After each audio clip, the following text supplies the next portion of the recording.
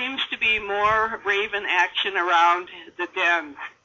And you're absolutely right. There are more ravens, and I believe that the family and the parents are teaching the young. It's so cool to hear the conversations that they communicate to each other with. And one point today, I pointed out to Judy that I think one adult was feeding the young, or maybe kissing its mate. I wasn't sure quite what was going on there. Another question: do we ever encounter snakes in the enclosure, in their personal enclosures? Well, I haven't seen one, and I'm not real sure I would be pleased if I did. I don't really want to see one. I know there are snakes on the trail, and garter snakes and red bellies are harmless and are native to this area. Our snakes that are featured in my bear news this week are both garter snakes. We had 2 females, one named Deb. She gave birth to 9 snakelets. And our other garter snake, Cheryl, gave birth to 23. So those will all be released in just a few days here. The next question: have we seen any sign of digging from the females? It's the right time of the year, but so far I haven't seen any indication from Holly and Tasha that with dirt on their noses or on their feet.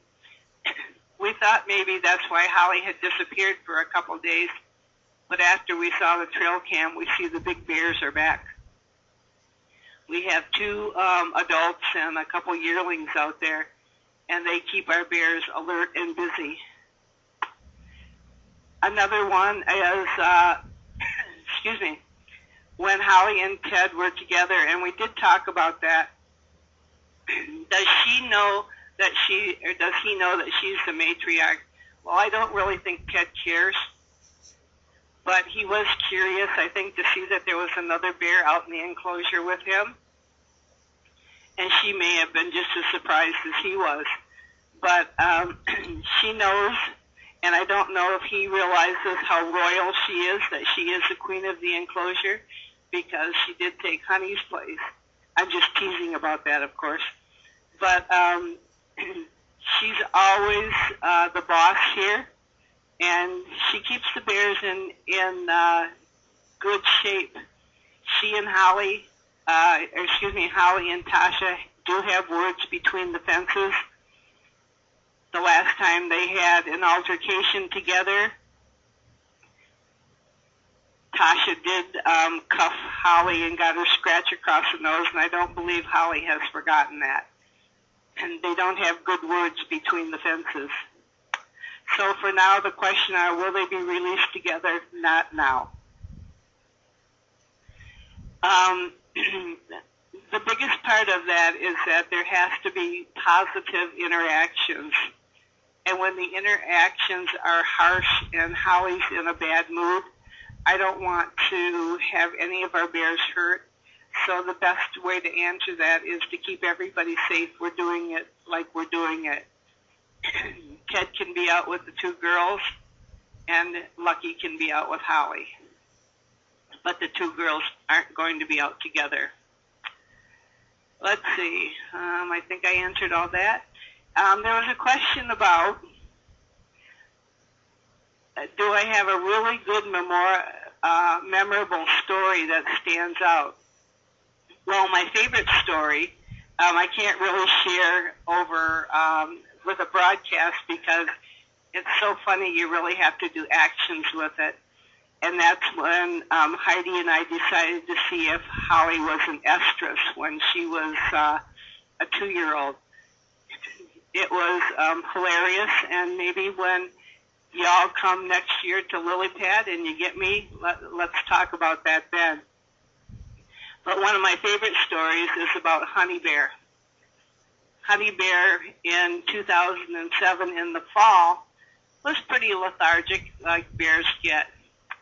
And we were doing a little spread for her. That's in the days when we could go in with she and Ted, and Lucky was just a little guy. and Honey was kind of between where the high falls are and the big rock that's there now. And I was walking up to her, and she was standing there, and I had a giant marshmallow. And I had the marshmallow, and I just happened to know I wasn't supposed to be feeding the bears at that time, because at that time our director, who was Donna, didn't want the bears gaining too much weight, but they were already big bears. And so I took the marshmallow out of my pocket, and I gave it to Honey, and she kind of rolled it around in her mouth. And then she looked at me, and she spit it back out in my hand. So I said, okay, I didn't want Donna to know that, I had given her a marshmallow, so I stuck it in my pocket. About 3 days passed, and I was working late, and I was hungry, and I reached into my pocket, and I said, oh, I have a marshmallow. So I popped it into my mouth, and I started chewing it, and then I remembered Honey had it in her mouth and spit it out in my hand. So that's one of my memorable stories for you folks. I did eat the marshmallow. I didn't get sick, and that's the end of the story. I have many, many stories. I've worked here for 12 years. I've worked with the bears for about 8 of those 12 years. There was a couple years I didn't work with the bears. And many, many, many of the stories are very humorous, and yet some of them not so good. So if you ever get me when you're here for Lily Pad and you want to hear a story, just ask. If I'm free, I'll be sure to share any story that you want to hear about the cherry pit, about the marshmallow, about Honey putting on makeup, getting trapped in the dens.